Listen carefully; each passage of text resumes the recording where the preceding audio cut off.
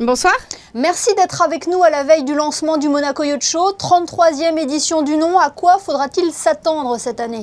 Comme chaque année, c'est un événement extraordinaire avec les grands acteurs du mondiaux du yachting qui sont présents sur les quais du port Hercule. Beaucoup de nouveautés cette année. Nous avons 46 yachts présentés en première mondiale. C'est assez exceptionnel. D'habitude, on arrive à attirer à peu près 40 nouveaux bateaux chaque année, ce qui fait une flotte de 120 yachts avec une taille moyenne qui avoisine les 48 mètres, qui est assez exceptionnel.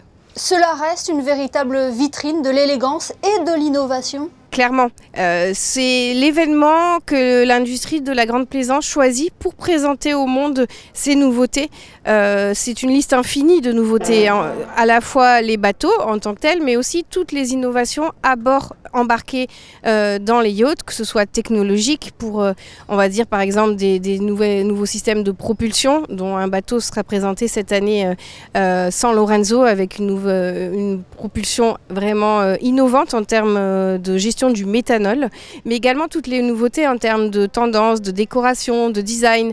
Donc c'est vraiment ce moment tellement important pour ces acteurs de la grande plaisance qui se déplacent en grand nombre à Monaco, puisqu'on nous accueillons 554 sociétés cette semaine qui exposent sur les 12 000 m² de stands d'exposition. Voilà, et tous ces stands d'exposition sont répertoriés par zone, c'est cela ? Exactement. Nous avons souhaité, il y a quelques années maintenant, de thématiser les quais du port Hercule pour faciliter, pour améliorer l'expérience de visite du Monaco Yacht Show. Nous avons les tentes climatisées, par exemple, qui regroupent les équipements, les services, la décoration, comme j'expliquais tout à l'heure, au parvis piscine. Également, un espace dédié aux innovations green, le Sustainability Hub, qui est sur la Darse Sud, et l'Adventure Area, qui est sur le quai Antoine Ier, qui regroupe, on va dire, l'art de vivre du yachting, tous les éléments dont on peut bénéficier quand on est à bord d'un bateau, les tenders, les toys, les services, les produits associés, les destinations nouvelles qui viennent présenter les attraits pour attirer des yachts chez eux pour la navigation, et aussi bien évidemment ce qu'on appelle la Dockside Area. Ce sont tous les quais du port Hercule qui accueillent les grandes unités amarrées, et ces quais-là seront dédiés exclusivement aux clients privés mercredi. On ne peut pas acheter de tickets pour visiter le Yacht Show mercredi, puisque ces invités viennent pour pouvoir visiter les bateaux en priorité mercredi sur ces quais. Mais Gaëlle Talarida, le Monaco Yacht Show va au-delà de ces espaces d'exposition en proposant des conférences ou des tables rondes également. Nous avons, on va dire, travaillé main dans la main avec l'industrie pour mettre en avant toutes les nouveautés en matière d'environnement, en matière d'un yachting plus durable. Et pendant les 4 jours de l'événement, en particulier plutôt pour les conférences pendant les 3 premiers jours, plusieurs thèmes seront abordés avec les exposants notamment, pour présenter des innovations en termes de design ou d'autres sujets qui traitent d'un yachting plus durable. De par votre expérience, l'industrie du yachting est très concernée par la place de la durabilité et de l'écologie dans son secteur ? Ils sont très concernés. C'est leur avenir qui est en jeu, je dirais, un petit peu comme toutes les industries mondiales. Ils se doivent d'innover, ils se doivent de transformer cette industrie pour répondre aux attentes d'une clientèle qui est très exigeante et qui en fait souvent un pilier de leur projet de nouveaux bateaux.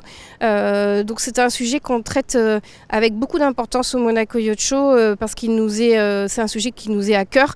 Et en tant qu'organisateurs, nous-mêmes travaillons main dans la main, notamment avec les autorités monégasques. Nous avons signé le pacte de transition énergétique en 2022 pour pouvoir produire un yacht show plus éco-responsable.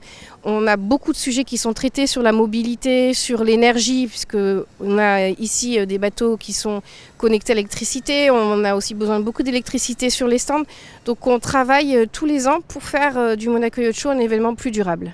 Gaëlle Talarida, les chiffres que vous nous avez cités en début d'entretien prouvent que Monaco reste la première destination de la grande plaisance ?